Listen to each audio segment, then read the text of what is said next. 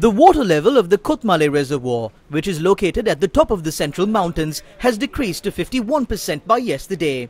Only 77.7 million cubic meters of water is available at the reservoir. The active water capacity of the Victoria reservoir had dropped to 27.6%. The water level of the Randhenigala reservoir had dropped to 4.5%, and the water level of the Rantambe reservoir was at 20.6%. The water level of the Castlereagh reservoir had dropped to 32.4%, while the water level of the Mausakale reservoir had dropped to 35.5%. The water of the Samanala is as low as 1.5%, and the water level of the Udavalava reservoir is at 0.6%. Even though the water levels of the reservoirs had dropped to such low levels, out of the total electricity generated last night, 36.1% was generated through the three main hydroelectricity power plants. Speaking at a press conference today, the former chairman of Lanka Electricity Company or LECO, Bandula Chandrasekara, said that the excessive generation of hydropower in the last season had caused the reservoirs to dry up within a short period after the onset of the arid weather. In the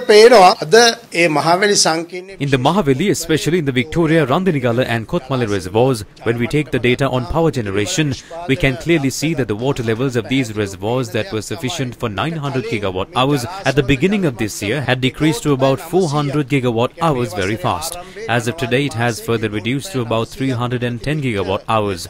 We can see that there has been an increase in the generation of hydroelectricity. There are two issues here. The electricity tariff was increased twice. Against such a backdrop, when the electricity board was making such a profit, why did they generate this much of hydropower? Usually it costs 3 rupees and 50 cents per unit, but if power is generating using fuel, it will cost around 85 to 90 rupees. Is it because of that they generated so much hydroelectricity at a low cost that the water levels of reservoirs dropped to such a low level to the extent that it is not possible to provide water to the farmers? This Minister of Power and Energy wanted to transform the CEB into a profitable institution. Because of that, more power was generated at a low cost to a point where these reservoirs are empty today. The practice was to have some sort of water management since the month of April and for water to be released to farmers. But without doing that, did they produce hydropower excessively without any proper management? The Kotmale power plant is the initial power plant in the Mahaveli scheme. The water levels of this reservoir had dropped by more than half. It has dropped to about 48%.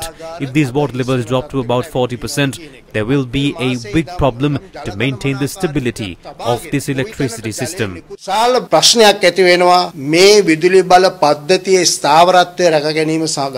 The Department of Meteorology said they forecasted in April that there will be a drop in the rainfall to the Central Hills. The Met Department had informed authorities with pictorial representations that the El Nino condition would have an effect on this situation, and these pictorial representations were shared at the event Mosam Katikawata. All stakeholders, including the Ceylon Electricity Board and the Mahaveli Authority, attended this event titled Mosam Katikawata. However, disregarding all forecasts and warnings, at the Mahaveli Water Management Committee meeting, they had agreed to provide water to farmers until the end of the Yalla season. Not only did they promise to provide sufficient water to the farmers, knowing that there would be no rainfall, but before the start of the Yalla season, 57 million cubic meters of water was wasted by using it to generate electricity. How did water go to waste?